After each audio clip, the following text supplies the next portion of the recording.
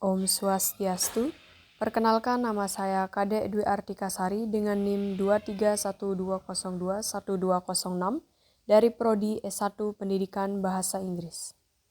Di sini saya akan menjelaskan sebuah materi agama Hindu, yaitu 12 hukum karma dan contohnya dalam kehidupan sehari-hari. Hukum yang pertama adalah hukum tabur tuai. Artinya, jika kita menabur atau menanam kebaikan, maka kebaikanlah yang akan kita terima, dan sebaliknya. Contoh dalam kehidupannya itu, jika membantu seseorang yang sedang kesulitan, maka kita juga akan mendapat bantuan saat mengalami kesulitan di masa depan nanti. Kemudian hukum yang kedua yaitu hukum penciptaan. Artinya, kita satu-satunya yang dapat memegang kendali atas hidup kita sendiri, bukan orang lain. Jadi, jangan pernah menyalahkan seseorang atas apa yang kita alami. Contohnya adalah jika sudah melakukan kebaikan, namun tetap menemukan kesulitan, maka bukan salah orang lain, namun itu adalah hasil dari perbuatan kita yang terdahulu. Kemudian hukum yang ketiga yaitu hukum kerendahan hati. Artinya belajar menerima kenyataan dalam hidup dan menyadari situasi yang dihadapi. Contohnya adalah jika Anda mempunyai masalah, maka hadapilah masalah tersebut dan jangan menghindarinya. Dengan begitu, maka Anda akan mendapat kekuatan untuk merubah diri menjadi lebih baik. Hukum yang keempat adalah hukum pertumbuhan. Artinya kemana Anda pergi, di situ Anda berada. Contohnya adalah selalu berpikir positif, maka akan membentuk lingkungan yang positif. Dan sebaliknya. Selanjutnya hukum yang kelima yaitu hukum tanggung jawab. Artinya hidup kita adalah akibat dari perbuatan kita sendiri. Contohnya adalah jika dalam keadaan susah, maka harus bisa mengatasinya sendiri. Hukum yang keenam adalah hukum koneksi. Artinya semua yang dilakukan saling berhubungan satu sama lain.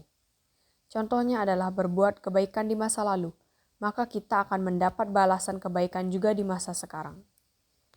Dan hukum yang ketujuh adalah hukum fokus. Artinya untuk meningkatkan kualitas diri, kita perlu meningkatkan konsentrasi pada beberapa hal yang akan kita tuju. Contohnya adalah saat kita fokus pada tujuan, maka niscaya tujuan tersebut akan dapat kita capai. Hukum yang kedelapan adalah hukum memberi dan bersikap ramah. Contohnya yaitu bersikap baik dan ramah kepada setiap orang yang ada di sekitar kita. Kemudian hukum yang kesembilan yaitu hukum di sini dan sekarang. Artinya menghargai hal di masa kini dan melupakan masa buruk di masa lalu, agar hidup sekarang menjadi lebih baik. Contohnya adalah melupakan kejadian buruk dan trauma di masa lalu dan mulai menata kehidupan sekarang. Hukum yang ke-10 adalah hukum perubahan. Artinya tidak ada hal yang berubah kecuali kita yang merubahnya sendiri. Contohnya adalah memperbaiki diri dari awalnya bersikap buruk menjadi orang yang lebih baik. Hukum yang ke-11 adalah hukum kesabaran dan imbalan. Artinya imbalan yang setimpal akan didapatkan bagi mereka yang mau bersabar. Contohnya adalah jika kita bersabar dalam mengerjakan suatu hal, maka hasilnya juga akan memuaskan. Kemudian hukum yang terakhir adalah hukum signifikansi dan inspirasi. Artinya sebaik-baiknya manusia adalah mereka yang bermanfaat bagi orang lain. Hukum ini selain berdampak pada diri sendiri juga berdampak pada orang lain. Contohnya adalah berbuat kebaikan agar dapat membantu seseorang dan menjadi teladan. Baik, sekian presentasi dan penjelasan dari saya. Apabila ada kesalahan baik yang disengaja maupun tidak disengaja, saya mohon maaf dan saya ucapkan terima kasih. Saya akhiri dengan Paramasanti. Om Santi, Santi, Santi, Om.